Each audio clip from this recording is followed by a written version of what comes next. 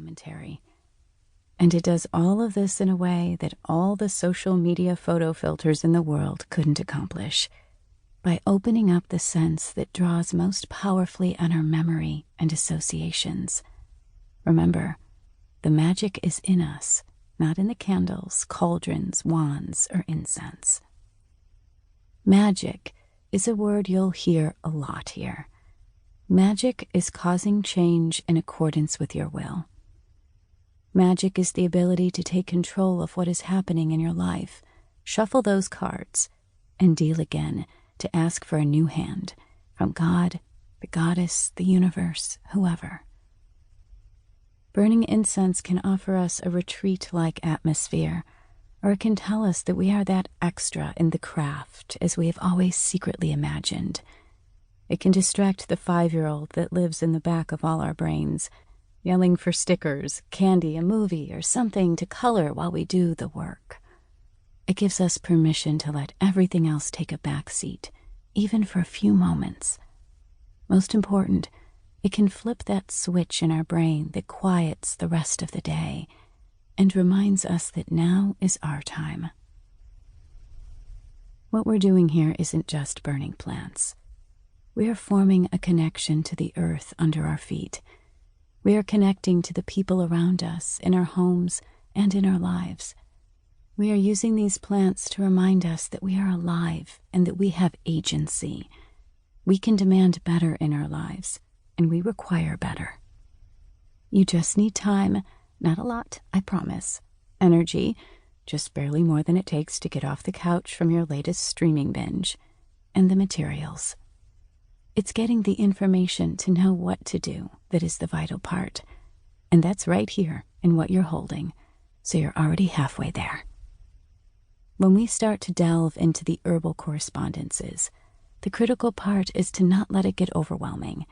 Take it in small pieces. Remember, the goal is not to try to memorize everything. The goal is to work with the plant materials that you enjoy and get to know 3 or so elements inside and out before moving on to another 3. That way, you know those herbs or resins and can really start to put them together in new and exciting ways. The simple way of approaching those plants that make you happy and make your heart sing is much more viable and nourishing than expecting anyone to memorize any books on incense or herbs. That's setting you up for failure, and I'll never do that. Cross my heart.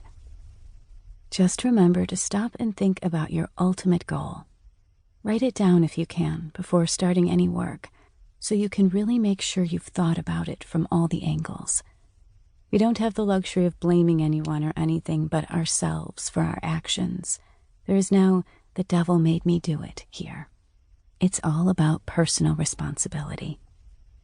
How are you going to get your burn on and start on all this life-changing? You can do these activities any day, anytime. I'd say anywhere, but I'm pretty sure the health department frowns on you lighting up your favorite herbal bundle to cleanse all the other restaurant patrons of any lingering negativity. But outside of common sense no-nos, there really aren't a lot of rules about where to use cleansing, sacred smoke. Any area of your home can serve as a retreat space that can be enhanced by herbal smoke. Sacred smoke in a bedroom a half hour before bed allows the room to be fragranced, but the place isn't so smoky that it makes it hard to feel safe falling asleep. As long as we're following the rules about fire safety, everything should be okay. In the kitchen, incense can remind us of the sacred tasks of nourishing our body, mind, and spirit, while clearing out lingering odors of strongly scented dishes. When the living room is graced with the delicate scent of dried herbs, it gives us permission to relax and let go of the stresses of the day with a good book or a television show before retiring for the night. Tracking lunar phases isn't necessary when doing intention work with herbal smoke, but that can help if you work with them already. It's the choice of incense components that is essential, as what you pick speaks to the intent behind each change. For example, lavender and frankincense can be ground together in a mortar and pestle and then burned to protect secrets, promote balance, or even stimulate.